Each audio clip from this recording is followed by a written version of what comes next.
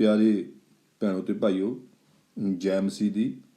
ਸਤਿ ਸ੍ਰੀ ਅਕਾਲ, ਨਮਸਤੇ ਪਿਆਰਿਓ।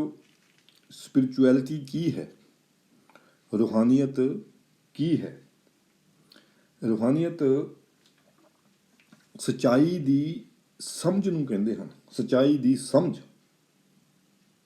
ਤੇ ਇੱਕ ਐਸੀ ਰੂਹ, ਇੱਕ ਐਸੀ ਆਤਮਾ ਜੋ ਇਨਕੁਆਰੀ ਕਰੇ, ਜੋ ਖੋਜ ਕਰੇ, ਉਹ ਹੈ ਸਪਿਰਿਚੁਅਲਿਟੀ, ਉਹ ਹੈ ਰੂਹਾਨੀਅਤ।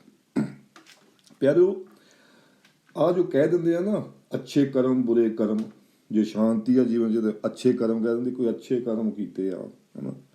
ਤੇ ਜੇ ਅਸ਼ਾਂਤੀ ਆ ਜਾਵੇ, ਕਸ਼ਟ ਆ ਜਾਵੇ, ਦੁੱਖ ਆ ਜਾਵੇ, ਇਹ ਕਿਤੇ ਬੁਰੇ ਕੰਮ ਆ, ਬੁਰੇ ਕੰਮ ਕੀਤੇ, ਬੁਰੇ ਕਰਮਾਂ ਦਾ ਨਤੀਜਾ, ਹੈ ਨਾ। ਇੱਦਾਂ ਸੁਣਿਆ ਹੋਏਗਾ ਤੁਸੀਂ। ਦੁਨੀਆ ਵਿੱਚ ਸਭ ਤੋਂ ਅੱਛਾ ਕੰਮ ਕੀ ਆ ਪਿਆਰਿਓ?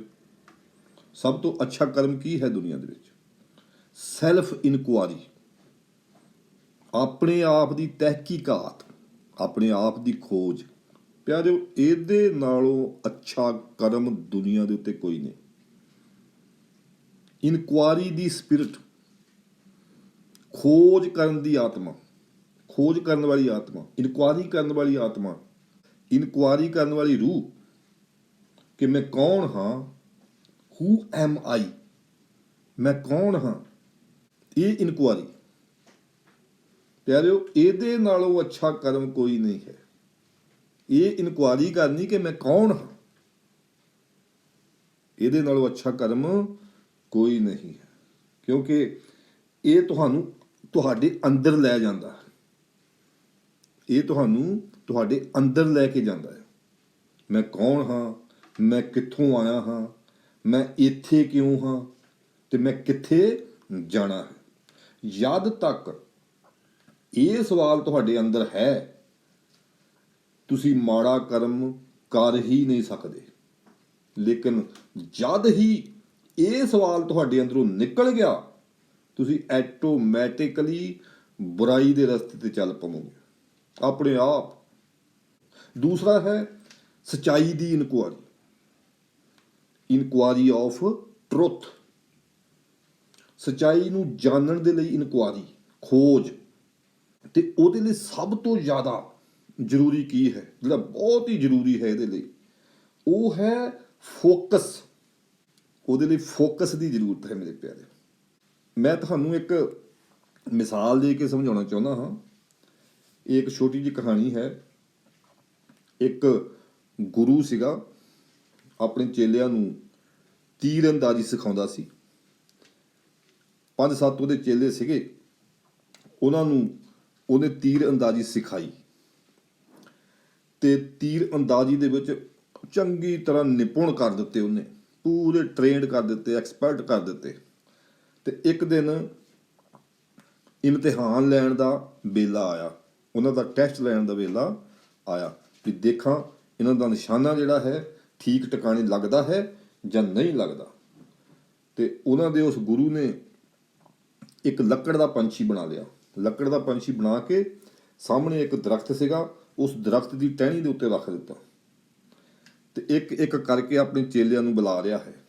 ਪਹਿਲੇ ਨੂੰ ਬੁਲਾਇਆ ਤੇ ਕਿਹਾ ਵੀ ਉਹ ਜਿਹੜਾ ਪੰਛੀ ਦੀਦਾ ਆ ਲੱਕੜ ਦਾ ਦਰਖਤ ਦੇ ਉੱਤੇ, ਉਹਦੇ ਉੱਤੇ ਆਪਣਾ ਨਿਸ਼ਾਨਾ ਲਾ। ਪੰਛੀ ਦੀ ਜਿਹੜੀ ਅੱਖ ਆ ਉਹਦੇ ਵਿੱਚ ਤੇਰਾ ਤੀਰ ਲੱਗਣਾ ਚਾਹੀਦਾ।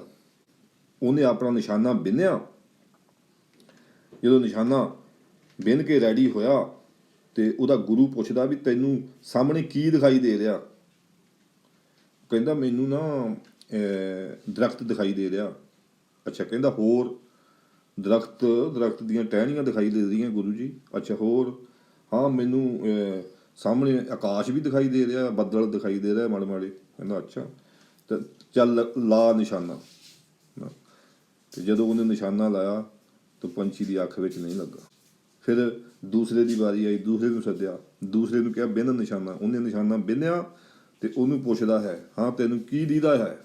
ਉਹ ਕਹਿੰਦਾ ਜੀ ਮੈਨੂੰ ਤਾਂ ਅੱਗੇ ਦਰਖਤ ਦੀਦਾ, ਦਰਖਤ ਦੀਆਂ ਟਾਹਣੀਆਂ, ਪੱਤੇ ਵੀ ਦੀਦੇ ਆ ਜੀ, ਤੇ ਹੋਰ ਕਹਿੰਦਾ ਬੱਦਲ ਵੀ ਆ, ਬਹੁਤ ਆਕਾਸ਼ ਦੀਦਾ ਆ, ਹੈ ਨਾ। ਕਹਿੰਦਾ ਚੱਲ ਲਾ ਨਿਸ਼ਾਨਾ। ਜਦੋਂ ਨਿਸ਼ਾਨਾ ਲਾਇਆ ਤੇ ਪੰਛੀ ਦੀ ਅੱਖ ਵਿੱਚ ਨਹੀਂ ਲੱਗਾ, ਇੱਧਰ ਉੱਧਰ ਲੱਗ ਗਿਆ। इदां तीजे नूं बुलाया, ਉਹਨੂੰ ਵੀ ਪੁੱਛਿਆ ਵੀ ਹਾਂ ਕੀ ਦੀਦਾ ਤੈਨੂੰ? ਕਹਿੰਦਾ ਜੀ ਮੈਨੂੰ ਸਾਹਮਣੇ ਆਕਾਸ਼ ਦੀਦਾ, ਬੱਦਲ ਦੀਦੇ ਆ, ਦਰਖਤ ਦੀਦਾ ਆ। ਅੱਛਾ, ਲਾ ਨਿਸ਼ਾਨਾ। ਨਿਸ਼ਾਨਾ ਲਾਇਆ, ਨਹੀਂ ਲੱਗਾ। ਪੰਛੀ ਦੀ ਅੱਖ ਵਿੱਚ ਜਾ ਕੇ ਨਹੀਂ ਲੱਗਾ, ਇੱਧਰ ਉੱਧਰ ਲੱਗਾ। ਖੁੰਝ ਗਿਆ ਨਿਸ਼ਾਨਿਓਂ, ਉਹ ਵੀ ਖੁੰਝ ਗਿਆ। ਇੱਦਾਂ ਹੀ ਇੱਕ ਇੱਕ ਕਰਕੇ ਸਭ ਨੂੰ ਬੁਲਾਇਆ। ਇੱਕ ਆਖਰੀ ਚੇਲਾ ਰਹਿ ਗਿਆ, ਉਹਨੂੰ ਬੁਲਾਇਆ ਵੀ ਆ ਜਾ ਬਈ, ਤੂੰ ਵੀ ਆ ਜਾ। ਉਹਨੂੰ ਕਿਹਾ ਬਿੰਨ ਨਿਸ਼ਾਨਾ। ਉਹਨੇ ਨਿਸ਼ਾਨਾ ਬਿੰਨਿਆ ਤੇ ਗੁਰੂ ਪੁੱਛਦਾ ਹੈ ਕੀ ਦੀਦਾ ਤੈਨੂੰ ਅੱਗੇ? ਕਹਿੰਦਾ ਜੀ ਮੈਨੂੰ ਨਾ ਉਹ ਦਰਖਤ ਦੀ ਟਹਿਣੀ ਉੱਤੇ ਪੰਛੀ ਦੀਦਾ ਬੈਠਾ ਤੇ ਉਹਦੀ ਅੱਖ ਦਿਖਦੀ ਆ, ਪੰਛੀ ਦੀ ਅੱਖ ਦਿਖਾਈ ਦੇ ਰਹੀ ਆ। ਅੱਛਾ, ਨਹੀਂ ਗੁਰੂ ਕਹਿੰਦਾ ਦੇਖ ਇਰਦ ਗਿਰਦ ਦੇਖ, ਤੈਨੂੰ ਹੋਰ ਵੀ ਕੁਛ ਦਿਖਦਾ ਹੋਣਾ, ਹੋਰ ਕੁਛ ਦੀਦਾ? ਕਹਿੰਦਾ ਨਹੀਂ ਜੀ ਮੈਨੂੰ ਹੋਰ ਕੁਛ ਨਹੀਂ ਗੁਰੂ ਜੀ ਦੀਦਾ, ਮੈਨੂੰ ਕੇਵਲ ਪੰਛੀ ਦੀ ਅੱਖ ਦਿਖਾਈ ਦੇ ਰਹੀ ਆ। ਅੱਛਾ, ਲਾ ਨਿਸ਼ਾਨਾ। ਜਦੋਂ ਨਿਸ਼ਾਨਾ ਮਾਰਿਆ ਉਹਨੇ, ਤੀਰ ਸਿੱਧਾ ਜਾਂਦਾ ਹੀ ਪੰਛੀ ਦੀ ਅੱਖ ਦੇ ਵਿੱਚ ਲੱਗਾ। ਪੰਛੀ ਦੀ ਅੱਖ ਉਹਨੇ ਬਿੰਨ ਸਿੱਟੀ। ਮੇਰੇ ਪਿਆਰਿਓ, ਇਹ ਕਿਉਂ ਹੋ ਸਕਿਆ? ਉਹਦੇ ਕੋਲੋਂ ਕਿਉਂ ਹੋ ਸਕਿਆ? ਕਿਉਂਕਿ ਉਹਨੂੰ ਕੇਵਲ ਔਰ ਕੇਵਲ ਪੰਛੀ ਦੀ ਅੱਖ ਦਿਖਾਈ ਦੇ ਰਹੀ ਸੀ। ਉਹਦਾ ਫੋਕਸ ਕੇਵਲ ਪੰਛੀ ਦੀ ਅੱਖ ਉੱਤੇ ਸੀ, ਨਾ ਕਿ ਇਰਦ ਗਿਰਦ ਦੀਆਂ ਚੀਜ਼ਾਂ ਉੱਤੇ, ਇਰਦ ਗਿਰਦ ਦੇ ਸਾਰੇ ਮਾਹੌਲ ਦੇ ਉੱਤੇ। ਬਿਲਕੁਲ ਇਸੇ ਤਰ੍ਹਾਂ ਬਹੁਤ ਲੋਕਾਂ ਨੂੰ ਸੱਚਾਈ ਨਜ਼ਰ ਤਾਂ ਆਉਣ ਲੱਗ ਪੈਂਦੀ ਆ, ਪਰ ਉਹ ਉਹਦੇ ਉੱਤੇ ਫੋਕਸ ਨਹੀਂ ਕਰ ਪਾਉਂਦੇ। ਉਹ ਇੱਧਰ ਉੱਧਰ ਦੀਆਂ ਸਿੱਖਿਆਵਾਂ ਦੀਆਂ ਗੱਲਾਂ, ਹੈ ਨਾ, ਇੱਧਰ ਉੱਧਰ ਦੀਆਂ ਸਿੱਖਿਆਵਾਂ ਦੀ ਆਵਾਜ਼ ਵੀ ਉਹਨਾਂ ਦੇ ਕੰਨਾਂ ਵਿੱਚ ਪੈਂਦੀ ਰਹਿੰਦੀ ਹੈ, ਉਹ ਵੀ ਸੁਣਦੇ ਰਹਿੰਦੇ ਆ, ਹੈ ਨਾ। ਇਰਦ ਗਿਰਦ ਦਾ ਵੀ ਸਾਰਾ ਉਹ ਦੇਖਦੇ ਰਹਿੰਦੇ ਆ ਵੀ ਇੱਧਰ ਕੀ ਹੋ ਰਿਹਾ, ਇੱਧਰ ਕੀ ਹੋ ਰਿਹਾ, ਹੈ ਨਾ। ਤੇ ਫਿਰ ਉਹਨਾਂ ਦੇ ਮਨ ਵਿੱਚ ਸ਼ੱਕ ਪੈਦਾ ਹੋ ਜਾਂਦੀ। ਉਹ ਸ਼ੱਕ ਕਰਨ ਲੱਗ ਪੈਂਦੇ, ਯਾਰ ਕਿਤੇ ਆਹ ਬੰਦਾ ਤਾਂ ਨਹੀਂ ਸਹੀ ਕਹਿ ਰਿਹਾ, ਕਿਤੇ ਆਹ ਤਾਂ ਨਹੀਂ ਸਹੀ ਕਹਿ ਰਿਹਾ। ਸੋ ਪਿਆਰਿਓ, ਸ਼ੱਕ ਦੀ ਬਜਾਏ ਇਨਕੁਆਰੀ ਦੀ ਜ਼ਰੂਰਤ ਹੈ, ਇਨਕੁਆਰੀ ਦੀ। ਜਿੱਦਾਂ ਜਿੱਦਾਂ ਤੁਹਾਡੀ ਅੰਡਰਸਟੈਂਡਿੰਗ ਆਫ ਟਰੁੱਥ ਵੱਧਦੀ ਜਾਏਗੀ, ਤੁਹਾਡੀ ਬੁੱਧ ਵੱਧਦੀ ਜਾਏਗੀ, ਤੁਹਾਡੀ ਅਕਲ ਵੱਧਦੀ ਜਾਏਗੀ, ਤੁਹਾਡਾ ਗਿਆਨ ਜਿਹੜਾ ਹੈ ਉਹ ਵੱਧਦਾ ਜਾਏਗਾ। ਮੇਰੇ ਪਿਆਰਿਓ, ਮੈਂ ਪਰਮੇਸ਼ਰ ਦੇ ਬਚਨ ਵਿੱਚੋਂ, ਪਰਮੇਸ਼ਰ ਦੀ ਬਾਣੀ ਵਿੱਚੋਂ ਇੱਕ ਬਚਨ ਪੜ੍ਹਨਾ ਚਾਹਾਂਗਾ। ਉਪਦੇਸ਼ਕ ਦੀ ਪੋਥੀ 6 ਅਧਿਆਏ ਤੇ ਉਹਦੇ 10 ਬਚਨ ਤੋਂ ਮੈਂ ਪੜ੍ਹਾਂਗਾ। ਲਿਖਿਆ ਹੈ, ਜਿਹੜਾ ਹੋਇਆ ਹੈ ਉਹਦਾ ਨਾਮ ਚੁਰੋਕਣਾ ਰੱਖਿਆ ਗਿਆ ਅਤੇ ਜਾਣਿਆ ਗਿਆ ਜੋ ਉਹ ਇਨਸਾਨ ਹੈ। ਉਹ ਆਪਣੇ ਨਾਲ ਤਕੜੇ ਨਾਲ ਝਗੜਾ ਨਹੀਂ ਕਰ ਸਕਦਾ, ਭਾਵੇਂ ਵਿਅਰਥ ਦੇ ਵਧਾਉਣ ਵਾਲੀਆਂ ਗੱਲਾਂ ਬਹੁਤ ਹਨ, ਵਸਤੂਆਂ ਬਹੁਤ ਹਨ, ਪਰ ਇਨਸਾਨ ਨੂੰ ਕੀ ਲਾਭ ਹੈ? ਕੌਣ ਜਾਣਦਾ ਹੈ ਵੀ ਆਦਮੀ ਲਈ ਜਿਉਣ ਵਿੱਚ ਕੀ ਚੰਗਾ ਹੈ, ਜੀਵਨ ਵਿੱਚ ਕੀ ਚੰਗਾ ਹੈ? ਕੌਣ ਜਾਣਦਾ? ਜਦ ਉਹ ਆਪਣੇ ਵਿਅਰਥ ਜਿਉਣ ਦੇ ਥੋੜ੍ਹੇ ਜਿਹੇ ਦਿਨ ਪਰਛਾਵੇਂ ਵਾਂਗੂ ਕੱਟਦਾ ਹੈ। ਦੇਖੋ ਪਿਆਰਿਓ, ਕੀ ਲਿਖਿਆ ਹੋਇਆ? ਜਿਹੜਾ ਹੋਇਆ ਆ, ਹੋ ਚੁੱਕਾ ਆ ਨਾ, ਉਹ ਚੁਰੋਕਣਾ ਉਹਦਾ ਨਾਂ ਵੀ ਰੱਖਿਆ ਗਿਆ ਤੇ ਜਾਣਿਆ ਵੀ ਗਿਆ ਲੋਕਾਂ ਵੱਲੋਂ ਵੀ ਇਹ ਇਨਸਾਨ ਆ, ਹੈ ਨਾ।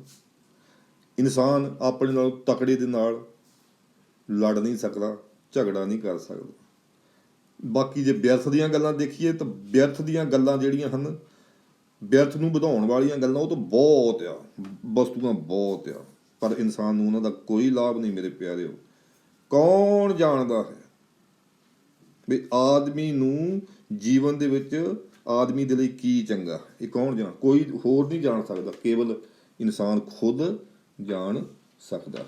ਇਸ ਲਈ ਆਪਣੇ ਖੁਦ ਦੀ ਇਨਕੁਆਰੀ ਬਹੁਤ ਜ਼ਰੂਰੀ ਹੈ, ਜਿਹਨੂੰ ਸੈਲਫ ਇਨਕੁਆਰੀ ਕਹਿੰਦੇ ਹਨ। ਮੇਰੇ ਖੁਦ ਦੀ ਇਨਕੁਆਰੀ, ਮੈਂ ਕੌਣ ਹਾਂ, ਮੈਂ ਕਿੱਥੋਂ ਆਇਆ ਹਾਂ, ਮੈਂ ਇੱਥੇ ਕਿਉਂ ਹਾਂ ਤੇ ਮੈਂ ਕਿੱਥੇ ਜਾਣਾ। ਇਸ ਇਨਕੁਆਰੀ ਦੀ ਮੇਰੇ ਪਿਆਰਿਓ ਬਹੁਤ ਜ਼ਰੂਰਤ ਹੈ। ਅੱਜ ਕੱਲ੍ਹ ਸਿੱਖਿਆਵਾਂ ਦੇ ਵਿੱਚ ਬਹੁਤ ਲੋਕਾਂ ਨੂੰ ਇਹ ਸਿਖਾਇਆ ਜਾਂਦਾ ਕਿ ਪਰਮੇਸ਼ਰ ਕਿਤੇ ਨਹੀਂ ਬੈਠਾ, ਕੋਈ ਨਿਆਂ ਨਿਊ ਕਿਸੇ ਦਾ ਨਹੀਂ ਹੋਣਾ, ਹਿਸਾਬ ਕਿਤਾਬ ਕੋਈ ਨਹੀਂ ਹੈ, ਨਾ ਨਰਕ ਹੈ ਨਾ ਸਵਰਗ ਹੈ, ਐਸਾ ਕੁਛ ਨਹੀਂ ਹੈ, ਅੱਗੇ ਕੁਛ ਵੀ ਨਹੀਂ ਹੈ, ਸਭ ਕੁਛ ਜੋ ਹੈ ਇੱਥੇ ਹੀ ਹੈ। ਇੱਥੇ ਤੁਸੀਂ ਪਾਪ ਕਰੋਗੇ, ਗੁਨਾਹ ਕਰੋਗੇ ਤਾਂ ਤੁਹਾਨੂੰ ਇੱਥੇ ਹੀ ਨਰਕ ਭੋਗਣਾ ਪਵੇਗਾ। ਇੱਥੇ ਤੁਸੀਂ ਗੁਨਾਹ ਕਰੋਗੇ, ਤੁਸੀਂ ਪਾਪ ਕਰੋਗੇ ਤਾਂ ਤੁਹਾਨੂੰ ਇੱਥੇ ਇਸ ਧਰਤੀ ਤੇ ਨਰਕ ਭੋਗਣਾ ਪਏਗਾ। ਅੱਗੇ ਕੁਛ ਨਹੀਂ ਹੈ, ਇੱਥੇ ਹੀ ਹੈ ਨਰਕ ਭੋਗਣਾ। ਤੁਸੀਂ ਇਸ ਜੀਵਨ 'ਚ ਨਰਕ ਭੋਗਣਾ ਜੇ ਪਾਪ ਕਰੋਗੇ, ਗੁਨਾਹ ਕਰੋਗੇ, ਬੁਰਾਈਆਂ ਕਰੋਗੇ, ਹੈ ਨਾ। ਇੱਥੇ ਹੀ ਤੁਹਾਡਾ ਜੀਵਨ ਜਿਹੜਾ ਨਰਕ ਵਾਂਗੂ ਜੀਓਗੇ, ਐਦਾਂ ਸਿਖਾਇਆ ਜਾਂਦਾ। ਪਰ ਜੇ ਤੁਸੀਂ ਚੰਗੇ ਕੰਮ ਕਰੋਗੇ, ਪਾਪ ਗੁਨਾਹ ਨਹੀਂ ਕਰੋਗੇ, ਕੋਈ ਬੁਰਾਈਆਂ ਬੁਰੀਆਂ ਨਹੀਂ ਕਰੋਗੇ, ਤਾਂ ਇੱਥੇ ਹੀ ਵਧੀਆ ਜੀਵਨ ਜੀਓਗੇ, ਇੱਥੇ ਹੀ ਸਵਰਗ ਵਾਂਗੂ ਜੀਓਗੇ ਤੁਸੀਂ, ਬਸ ਅੱਗੇ ਕੁਛ ਨਹੀਂ ਭਾਈ। ਐਦਾਂ ਸਿਖਾਇਆ ਜਾਂਦਾ ਹੈ। ਵੀ ਹੁਣ ਤੁਸੀਂ ਆਪ ਸੋਚੋ ਭਾਈ, ਠੰਡੇ ਦਿਮਾਗ ਦੇ ਨਾਲ ਜਰਾ ਸੋਚੋ ਕਿ ਜਿਹੜੇ ਮਾੜੇ ਕੰਮ ਕਰਨਗੇ, ਗੁਨਾਹ ਕਰਨਗੇ, ਪਾਪ ਕਰਨਗੇ, ਮਰਨਾ ਤਾਂ ਉਹਨਾਂ ਨੇ ਵੀ ਆ, ਹਨਾ। ਤੇ ਜਿਹੜੇ ਨਹੀਂ ਕਰਨਗੇ ਤੇ ਮਰਨਾ ਉਹਨਾਂ ਨੇ ਵੀ ਆ, ਹਨਾ। ਤੇ ਫਿਰ ਉਹਨਾਂ ਵਿੱਚ ਤੇ ਇਹਨਾਂ ਵਿੱਚ ਫਰਕ ਕੀ ਰਿਹਾ? ਫਰਕ ਦੱਸੋ ਕੀ ਰਿਹਾ ਵੀ, ਮੈਨੂੰ ਦੱਸੋ। ਬੀਤਦਾ ਤਾਂ ਸਭ ਉੱਤੇ ਡੰਗਰਾਂ ਵਾਂਗੂ ਹੀ ਹੈ, ਪਸ਼ੂਆਂ ਵਾਂਗੂ ਹੀ ਆ। ਜਿਸ ਤਰ੍ਹਾਂ ਪਸ਼ੂ ਮਰਦੇ ਆ, ਉਸੇ ਤਰ੍ਹਾਂ ਇਨਸਾਨ ਵੀ ਮਰਦੇ ਆ। ਦੋਹਾਂ ਉੱਤੇ ਇੱਕੋ ਜਿਹੀ ਬੀਤਦੀ ਆ, ਹਨਾ।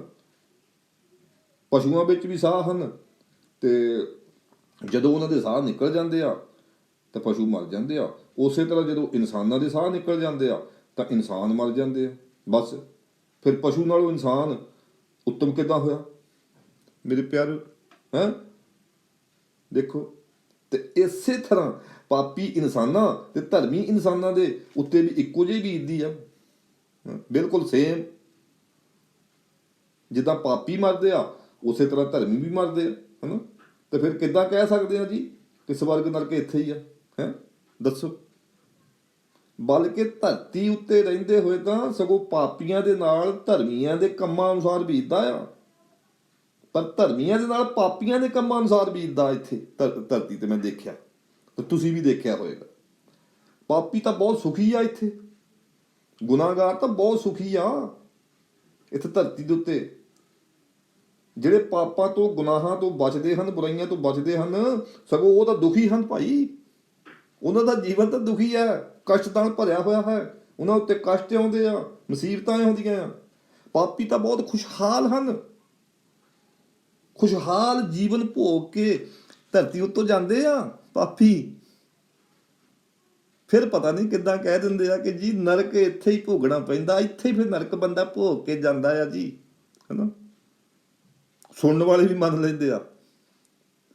ਉਹ ਇਹ ਸੋਚਦੇ ਹੀ ਨਹੀਂ ਕਿ ਯਾਰ ਜਿਨ੍ਹਾਂ ਦੇ ਜੀਵਨ ਵਿੱਚ ਪਾਪ ਰਹਿੰਦਾ ਆ, ਸਾਰੀ ਉਮਰ ਪਾਪ ਰਹਿੰਦਾ ਆ, ਗੁਨਾਹ ਰਹਿੰਦਾ ਆ, ਬੁਰਾਈਆਂ ਰਹਿੰਦੀਆਂ ਆ, ਹਨਾ, ਉਮਰ ਭਰ, ਤੇ ਉਹ ਤਾਂ ਵਧੀਆ ਜੀਵਨ ਗੁਜ਼ਾਰ ਕੇ ਗਏ ਇੱਥੋਂ ਦੁਨੀਆ ਤੋਂ, ਹਨਾ। ਬੜੇ ਬੜੇ ਨਾਮੀ ਗ੍ਰਾਮੀ ਲੋਕ ਇੱਥੇ ਸਵਰਗ ਵਰਗਾ ਜੀਵਨ ਗੁਜ਼ਾਰ ਕੇ ਗਏ ਆ, ਜਿਨ੍ਹਾਂ ਨੂੰ ਜੀਵਨ ਦੇ ਵਿੱਚ ਕੋਈ ਕਮੀ ਨਹੀਂ ਸੀ, ਹਨਾ, ਕਿਸੇ ਕਿਸਮ ਦੀ ਥੋੜੀ ਨਹੀਂ ਸੀ, ਕੋਈ ਦੁੱਖ ਕਸ਼ਟ ਹੈ ਹੀ ਨਹੀਂ ਸੀ ਉਹਨਾਂ ਦੇ ਜੀਵਨ 'ਚ, ਹੈਂ। ਤੇ ਫਿਰ ਭਾਈ ਕਿੱਦਾਂ ਸਿਖਾ ਦਿੰਦੇ ਆ ਕਿ ਨਹੀਂ ਜੀ ਇੱਥੇ ਹੀ ਨਰਕ ਭੋਗ ਕੇ ਜਾਂਦਾ ਫਿਰ ਬੰਦਾ, ਉਹਦਾ ਜੀਵਨ ਨਰਕ ਬਣ ਜਾਂਦਾ ਨਾ। ਜਿਹੜਾ ਗੁਨਾਹ ਕਰਦਾ ਆ, ਪਾਪ ਕਰਦਾ ਆ, ਬੁਰੇ ਕਰਮ ਕਰਦਾ ਆ। ਸੱਚ ਤਾਂ ਇਹ ਹੈ ਕਿ ਦੋਹਾਂ ਉੱਤੇ ਇੱਕੋ ਜਿਹੀ ਬੀਤਦੀ ਹੈ, ਦੋਨੋਂ ਹੀ ਮਰਦੇ ਆ ਤੇ ਮਿੱਟੀ ਵਿੱਚ ਮਿਲ ਜਾਂਦੇ ਆ। ਸੋ ਪਿਆਰਿਓ, ਜਿਹਨੇ ਪਾਪ ਦੇ ਵਿੱਚ ਜੀਵਨ ਬਿਤਾਇਆ ਤੇ ਜਿਹਨੇ ਪਾਪ ਰਹਿਤ ਜੀਵਨ ਬਿਤਾਇਆ, ਦੋਹਾਂ ਵਿੱਚ ਫਰਕ ਕੀ ਹੈ? ਕੀ ਫਰਕ ਹੈ ਦੱਸੋ?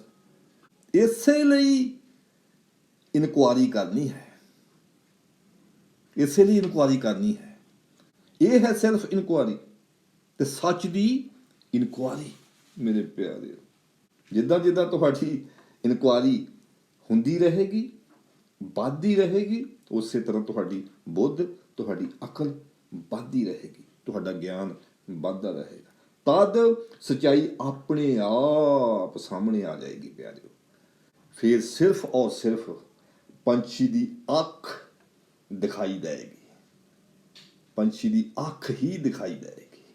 ਹਾਲੇਲੂਇਆ, ਆਮੀਨ, ਆਮੀਨ।